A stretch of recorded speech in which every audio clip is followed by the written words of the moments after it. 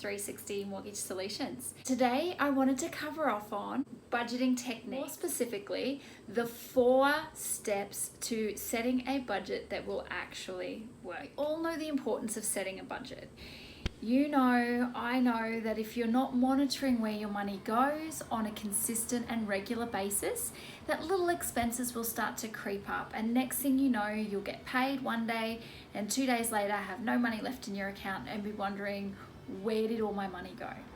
So budgeting is really important, and it's regardless of if you're wanting to save for something in particular, like getting your first home, or you really just want to get some good habits in place now. Either way, the first step of setting your budget that actually works is to set a goal. So it's really important to have a think about what you want to achieve, how much do you want to save, and what is it for? The other thing you need to think about is, what's your why? Why do you want to save this money, or why do you want to get into a good habit with a good savings routine? Now for you, it might be you want to purchase your first home, and you know that buying that home will help you get your foot into the market and give you a sense of pride, and you'll actually own a large asset to your name, which can be really inspiring and motivating. Why might be you just don't want to be stressed about money for the rest of your life, and you really want to be comfortable and know that what's coming in is covering what's going out, and there's always going to be a bit left over for you to do the things that you want to do. Whatever the why is, that's the first step. So whatever the reason, doesn't matter, it's individual, but that is definitely the first step. Have a think about what you want to achieve and why. Second step is to gather your current data. Now this can be a little bit daunting. I've had clients in the past who I've sent a budgeting template to, and they've felt absolutely sick when they've gone through and listed all the expenses that they have. That's not the idea. The idea isn't to make you feel sick, but it is a reality check. It's a bit of a line in the sand moment. It's a chance for you to say, look, what's happened in the past has happened. What can you do going forward to make sure you achieve your goal? So part of your analysing what's currently happening can be going back through the last 6 months' statements on all your accounts. And this is where you want to be looking at maybe highlighting all the different types of expenses that you're having and starting to bundle them into groups.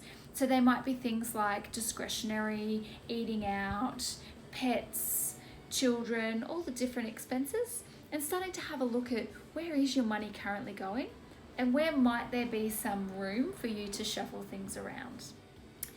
The third step.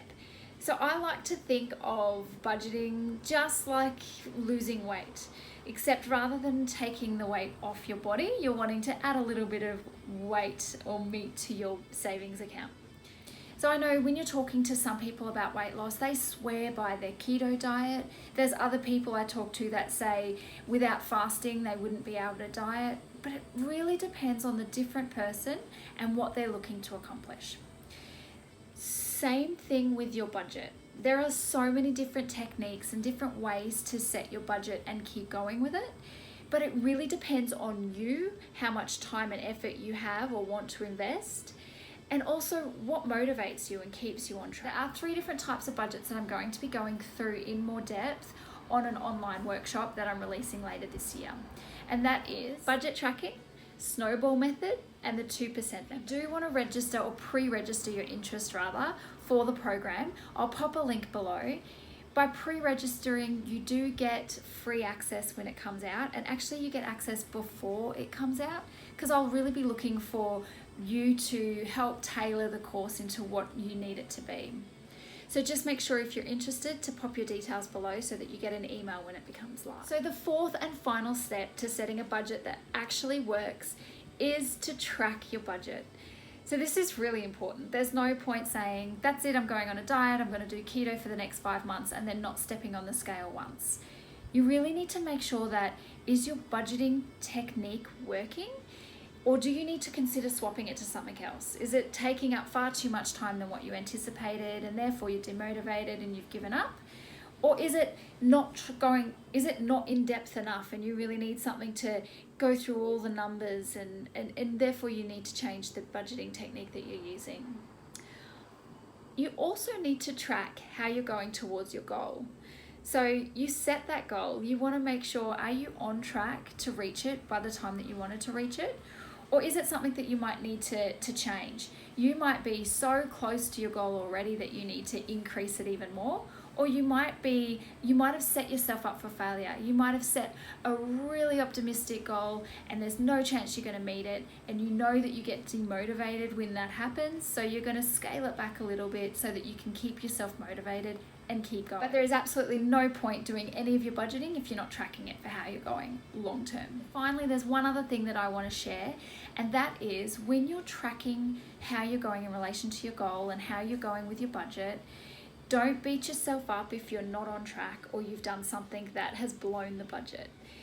Beating yourself up is only going to give you some negative feelings around budgeting, and that's not what this is all about.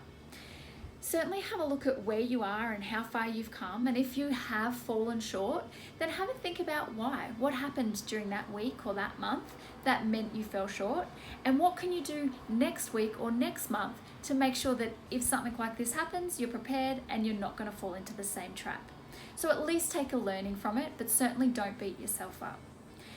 And alternatively, if you are on track and you're doing really well, take the time to celebrate, whether that's telling family or friends how you're going, or just feeling that sense of pride for a little while, rather than jumping straight into the next week and not even recognizing how well you do. So that's all I wanted to share today.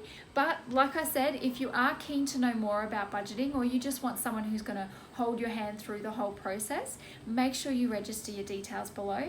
And then as soon as the course goes live, you'll get first access, you'll also get free access, and you'll be able to tailor the course to cover the things that are really important to you. Other than that, guys, have a great day, and I'll talk to you later.